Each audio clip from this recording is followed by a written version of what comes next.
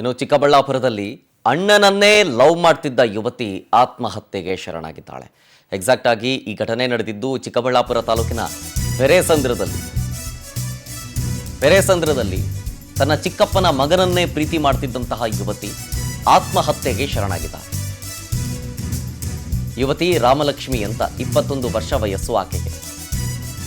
ತನ್ನ ಅಣ್ಣ, ಚಿಕ್ಕಪ್ಪನ ಮಗ ಅಂತಂದ್ರೆ ಈಕೆಗೆ ಅಣ್ಣ ಆಗಬೇಕು. ಅಣ್ಣನಿಗೆ ಮದುವೆ ಕೂಡ ಆಗಿದೆ.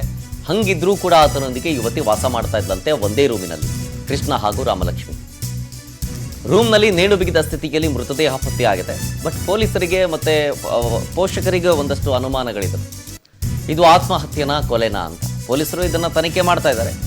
ಪೋಷಕರು ಕಂಪ್ಲೇಂಟ್ ಕೊಟ್ಟಿದ್ದಾರೆ. ಇದು ನಮ್ಗೆ ಅನುಮಾನ ಇದೆ, ಆತ್ಮಹತ್ಯೆನೋ ಅಥವಾ ಕೊಲೆನೋ ಅನ್ನೋದು ನಮ್ಗೆ ಅನುಮಾನ ಇದೆ ಅಂಥೇಳಿ ಕಂಪ್ಲೇಂಟ್ ಕೊಟ್ಟ ಮೇರೆಗೆ ಎರಡೂ ಆ್ಯಂಗಲ್ನಲ್ಲೂ ಕೂಡ ಪೊಲೀಸರು ತನಿಖೆಯನ್ನು ಮಾಡ್ತಾ ಇದ್ದಾರೆ. ಪ್ರಮುಖವಾಗಿ ಡೆತ್ ನೋಟ್ ಏನಾದರೂ ಸಿಕ್ಕಿದೆಯಾ ಅದನ್ನು ಪರಿಶೀಲನೆ ಮಾಡ್ತಾರೆ. ತದನಂತರ ಆತ್ಮಹತ್ಯೆಗೆ ಕಾರಣ ಏನು ಅನ್ನೋದು ಸಿಕ್ಕಲಿಲ್ಲ ಅಂತಂದರೆ ಕೊಲೆ ಅನ್ನೋದಾದರೆ ಕೊಲೆಗೆ ಮೋಟಿವ್ ಹುಡುಕ್ತಾರೆ, ಮೋಟಿವ್ ಆಫ್ ಮರ್ಡರ್ ಹುಡುಕ್ತಾರೆ.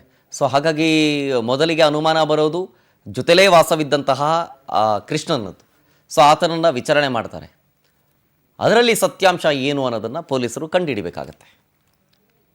ಈ ಕೇಸು ಏನು ಅವ್ರ ಅಣ್ಣನ ತಮ್ಮನ ಆಗ್ಬೇಕಂತ ಇಟ್ಕೊಂಡಿದಾರ, ಅಣ್ಣ ತಮ್ಮ ಇಟ್ಕೊಂಡಿದ್ದಾರೆ ಅಂತಾನೆ ಕೇಸ್ ಹಾಕಿದ್ದಾರಂತೆ. ಅದು ಸರಿಯಾಗಿ ನನಗೆ ಮಾಹಿತಿ ಗೊತ್ತಿಲ್ಲ. ಅದಕ್ಕೋಸ್ಕರ ಈ ಥರ ಆಗಿದೆ. ಹುಡುಗಿ ಎಲ್ಲಿದ್ದಂತೆ? ಬಾಗೇಪಲ್ಲಿ. ಅದೇನ ಅವ್ರ ಚಿಕ್ಕಪ್ಪನ ಮಗನ ಜೊತೆ ಇದ್ರು?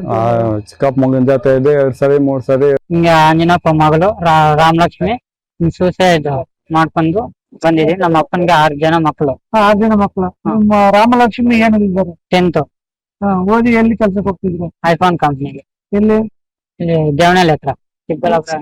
ಈಗ ರಾಮಲಕ್ಷ್ಮಿ ಎಲ್ಲಿ ವಾಸವಾಗಿದ್ರು?